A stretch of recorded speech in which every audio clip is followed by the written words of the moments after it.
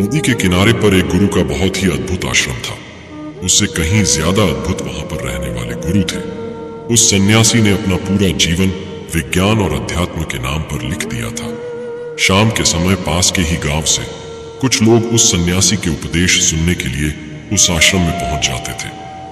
एक दिन संध्या के उपदेश में एक लड़के ने गुरु से एक सवाल किया। उसने कहा कि गुरुदेव, मन बहुत ही विचित्र है। मैं बार बार अपने आप से यह बोलता हूं कि यह गलती मैं इस बार नहीं करूंगा, लेकिन हर बार मैं वही गलती दोबारा से दोहरा देता हूं। सोचता हूं कि अतीत में जो गलतियां मुझसे हुई हैं उनके लिए मैं पश्चाताप ना करूं, लेकिन मेरा मन हमेशा दुख से भरा रहता है। आप कहते हैं कि ध्यान सब दुखों को मिटा देगा, लेकिन मैं रोज ध्यान करता हूं, लेकिन उस ध्यान का मुझे कोई फायदा नहीं मिलता। ऐसा क्यों होता है? मैं क्या करूं? कृपया करके मेरा मार्गदर्शन करिए। सन्यासी ने सबकी समस्या हल करते हुए कहना शुरू किया। उन्होंने बताया कि शुरुआती ध्यान सबसे ज्यादा कठिन होता है, क्योंकि शुरुआत में व्यक्ति के मन को आदत नहीं होती है। वह इधर उधर भागता है, अतीत की बातों को याद करता है, लेकिन ध्यान एक जगह पर लगा नहीं पाता। प्राचीन समय में जब भी कोई शिष्य अपने गुरु के पास ध्यान सीखने के लिए आता था, तो वह गुरु शिष्य को ब्रह्म मुहूर्त में ध्यान लगाने के लिए कहा करते थे, क्योंकि ब्रह्म मुहूर्त सृजन का समय होता है। इस समय सारी प्रकृति एक नए दिन की शुरुआत बात करती है। पक्षी वृक्ष पर कलरव करने लगते हैं और मुर्गे बांग देने लगते हैं। कमल खिल उठता है और पूरी प्रकृति एक सौंदर्य से भर जाती है। प्राचीन शास्त्रों के अनुसार पूरे 24 घंटों को 30 ब्रह्म मुहूर्त में विभाजित किया गया है। ब्रह्म मुहूर्त की शुरुआत सूर्योदय से 1 घंटा 36 मिनट पहले होता है। अलग अलग रथों में सूर्योदय का समय अलग अलग होता है। इसी प्रकार ब्रह्म मुहूर्त का समय भी अलग अलग ग्रंथों के हिसाब से अलग अलग होता है।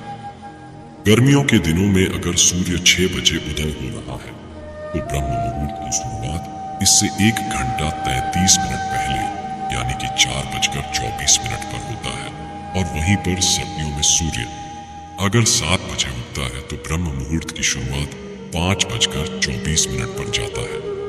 आसान भाषा में अगर बात करें तो 4 बजे से 6 बजे का समय ब्रह्म मुहूर्त का ही समय होता है। यह वह समय होता है जब मंदिर के पट खुल जाते हैं।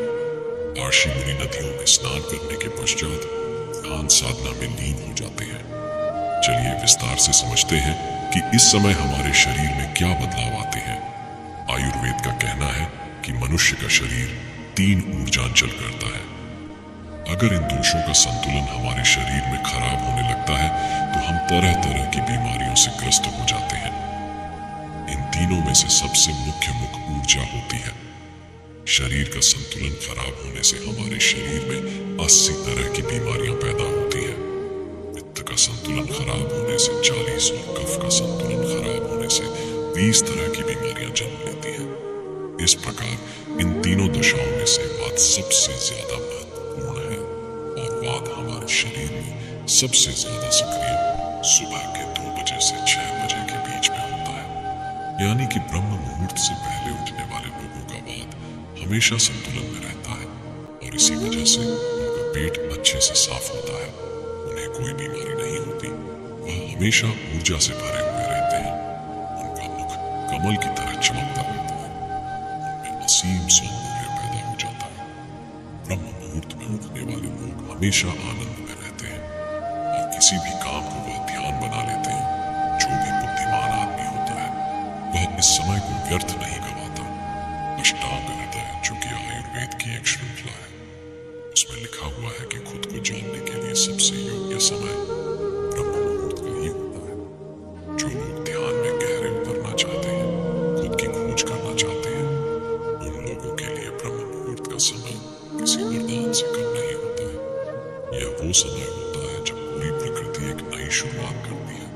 इसीलिए जो अतीत होता है वह पीछे छूट जाता है दिन में, और किसी समय ध्यान करने से आपको विचार परेशान कर सकते हैं और आप ध्यान को लगा नहीं पाएंगे। लेकिन ब्रह्म मुहूर्त में जब दिन की शुरुआत होती है, तो आपका मन और मस्तिष्क पूरी तरह से खाली होता है, और ध्यान में उतर पाना उतना ही आसान होता चला जाता है। एक बार तथागत यानी कि महात्मा बुद्ध के प्रिय शिष्य आनंद ने उनसे पूछा था कि हे तथागत, ब्रह्म मुहूर्त का समय आपके लिए कितना महत्वपूर्ण होता है। इस पर महात्मा बुद्ध ने उत्तर दिया था कि जिस प्रकार मछली के लिए जल महत्वपूर्ण होता है, उसी प्रकार ध्यान और शून्यता का जीवन जीने के लिए ब्रह्म मुहूर्त में सही समय पर जागना और जागने के बाद ध्यान में उतरना बहुत जरूरी होता है। अगर आपकी यात्रा आनंद की तरफ नहीं है, आप दुखों में कष्टों में अपना जीवन जीना चाहते हैं, तो आपके लिए ब्रह्म मुहूर्त का कोई महत्व नहीं है। लेकिन अगर आप अपने जीवन में आनंद चाहते हैं, खुशी चाहते हैं, हमेशा ऊर्जा से भरा हुआ महसूस करना चाहते हैं, तो यह जरूरी हो जाता है कि बुद्धिमान की तरह आपको भी ब्रह्म मुहूर्त का पूरा उपयोग उठाना चाहिए। सभी युवक ध्यान पूर्वक सन्यासी की बातें सुन रहे थे। सन्यासी ने ब्रह्म मुहूर्त पर वैज्ञानिक दृष्टिकोण पेश करते हुए सभी युवकों को बताया कि हमारे मस्तिष्क के ऊपरी हिस्से पर पीनियल नाम की एक ग्रंथि होती है, जो कि मेलाटोनिन नाम का एक हार्मोन रिलीज करती है, जो हमारे शरीर में आनंद की उत्पत्ति का कारण होता है। यह वही हार्मोन होता है जितने अच्छे से और जितनी ज्यादा मात्रा में पीनियल ग्लैंड मेलाटोनिन नाम का यह हार्मोन रिलीज करती है, उतना ही आनंदित हम रहते हैं। लेकिन जैसे ही हम सूर्य के संपर्क में आते हैं, यह मेलाटोनिन नाम का हार्मोन अपने आप नीचे गिरना चालू हो जाता है। और इसी वजह से जो लोग देर से उठते हैं, अक्सर ऐसे लोग बिना कोई कारण ही तनाव में रहते हैं। उन्हें खुद समझ में नहीं आता कि उनके अंदर तनाव किस बात का है।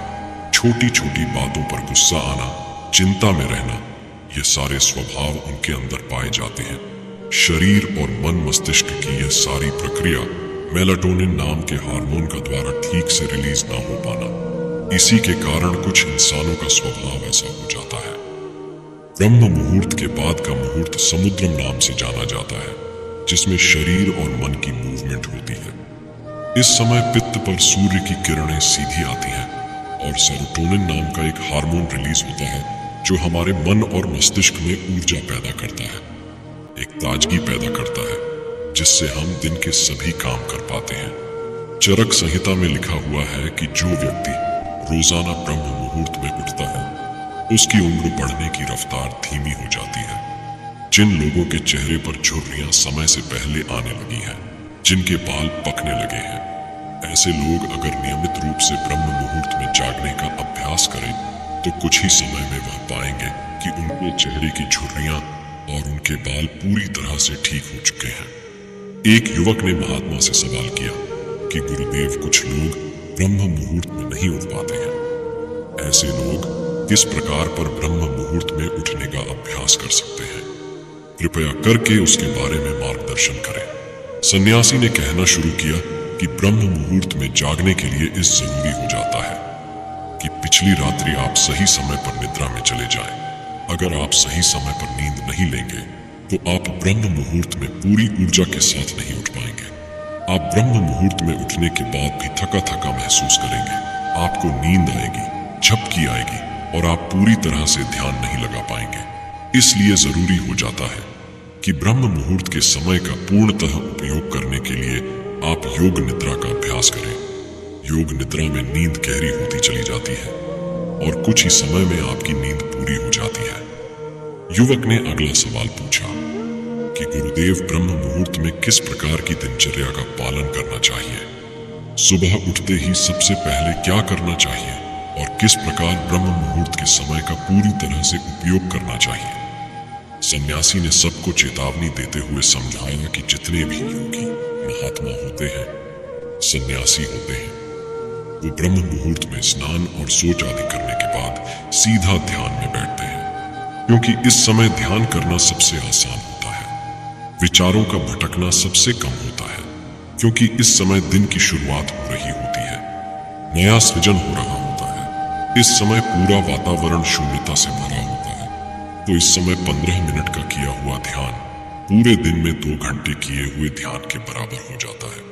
आप सिर्फ 15 मिनट ध्यान करने के बाद वही अनुभव कर पाएंगे जो एक योगी, जो एक सन्यासी, जो एक महात्मा, जो एक गुरु गहरे ध्यान में जाने के बाद अनुभव करता है। तो सबसे पहले ब्रह्म मुहूर्त में उठने के बाद स्नान और सोच इत्यादि करने के बाद सीधे ध्यान में प्रवेश कर लें। कोई भी ध्यान आप कर रहे हो, किसी भी प्रकार का आप ध्यान कर रहे हो, इससे कोई मायने नहीं है।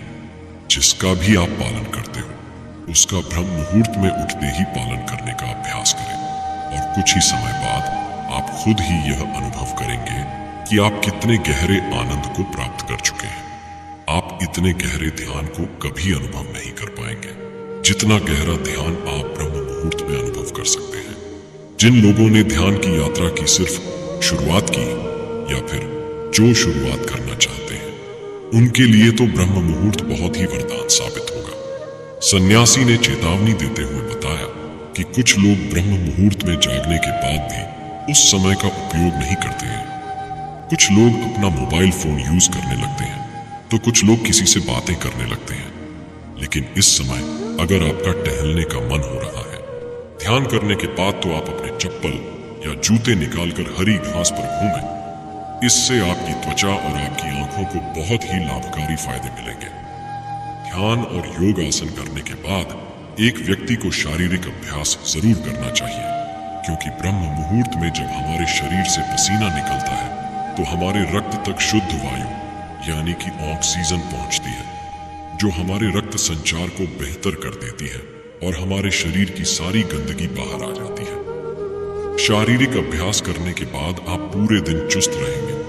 आप बिल्कुल भी आलस्य नहीं करेंगे, थका थका महसूस नहीं करेंगे। जिससे भी मिलेंगे जिंदा दिली से मिलेंगे, लोग खुश हो जाएंगे। आपके पास बैठकर आपसे बातें करके लोग मंत्रमुग्ध हो जाएंगे। और यही सफलता का सबसे मूल मंत्र होता है।